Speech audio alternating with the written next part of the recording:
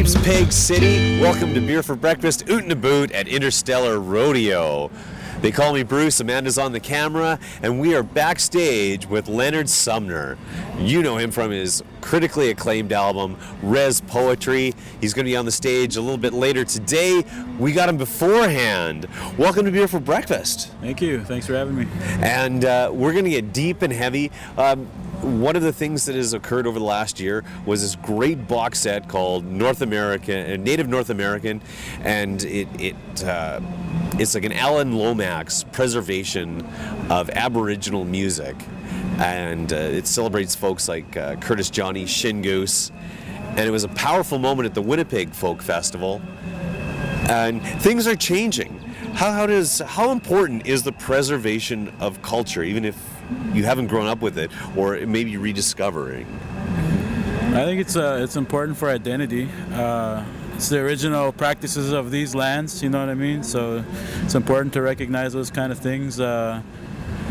Whenever you go somewhere else, you follow their customs, right? It's like, when in Rome, you do as the Romans do, is the old saying, right? So that's kind of not how the history broke down here in Canada and or what they call North America.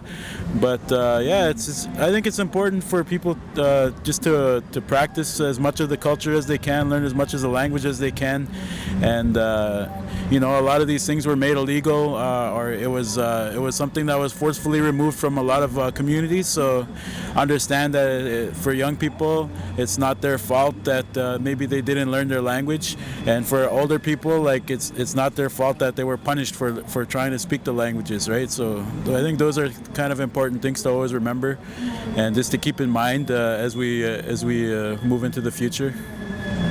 And as we do look into the future, it seems that we're at least in the mindset on the right path and acknowledging. What can we do? How do you keep it positive? I mean, that's one of the most important things. How do you keep it positive when there's so much anger out there? I think it's okay to be angry. I think it's absolutely fine to be angry. I think we have those emotions for a reason.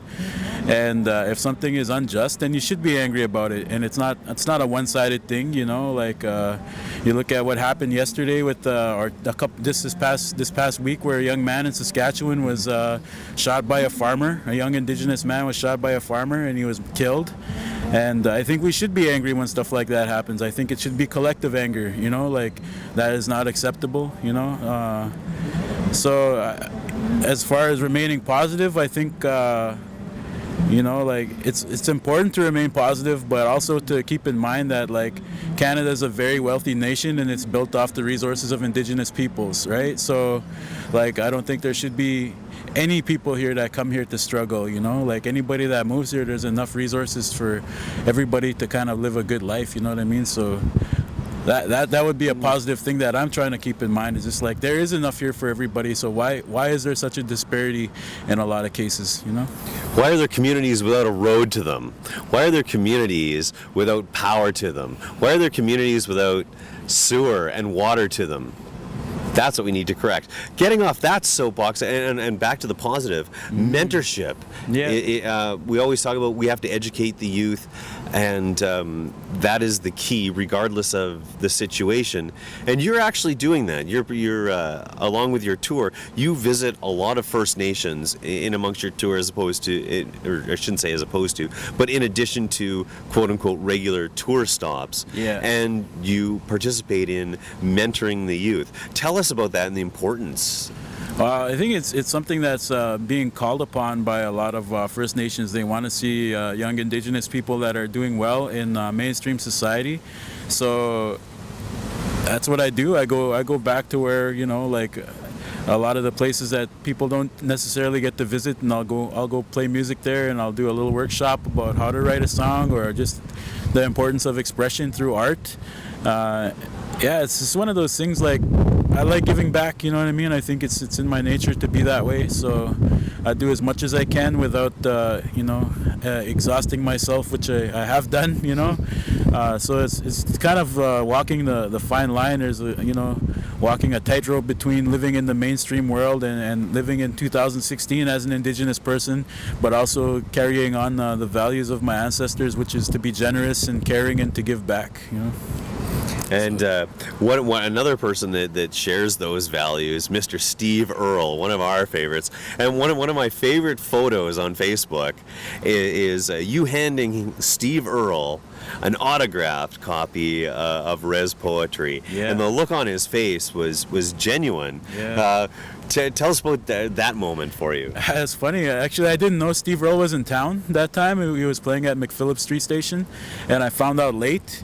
So I went to the street station, and I caught I listened to the last song on the outside of the curtain, and then as the curtain opened up, he was out signing autographs and stuff like that. So I figured, well, here's an opportunity to give him a gift while he's in Treaty 1 territory. So I gave him a CD and I gave him a signed copy, and he said thanks, and of course he went on to take photos and sign autographs for probably 100 other people there. But I thought it was just a nice gesture to he probably gets people that give him CDs all the time or whatever, but I just wanted to give him a gift while he was here. And then I saw him here at Interstellar Rodeo last year, and I saw his son, Justin Towns Earle, and I got a pretty cool photo of Justin Towns Earle playing on stage, but in the background you kind of see Steve Earle with his arms crossed, watching his boy perform to all these people. It was pretty cool. Yeah, Steve Earle's a big influence on my musical taste, and one of my favorite artists for sure. Do you have any other artists that you can recommend? You want to let's recommend a First Nations artist that people really need to discover. There's a whole bunch. I would say Mob Bounce. They're a good group. Constant Reminder is a really young group that's coming out of northern Saskatchewan, and they're like rock stars, man. They're the oldest one's probably 20 years old. A band of I think 5 brothers, and their dad's their manager, and they play everything from old 50s music to Bruno Mars, and then they'll throw their original songs in there, and their original songs are just as good as anything else that they cover, and they're pretty cool. Let's see, who else would there be? Right now, it's just kind of a mind blank. Ali Fontaine is very good from Manitoba. There are tons of folks to get out and explore, learn the music. Leonard Sumner, the album is Res Poetry. Leonard, thanks for joining us today. Yeah, thank you. And we look forward to your show at Interstellar. Yes, sir.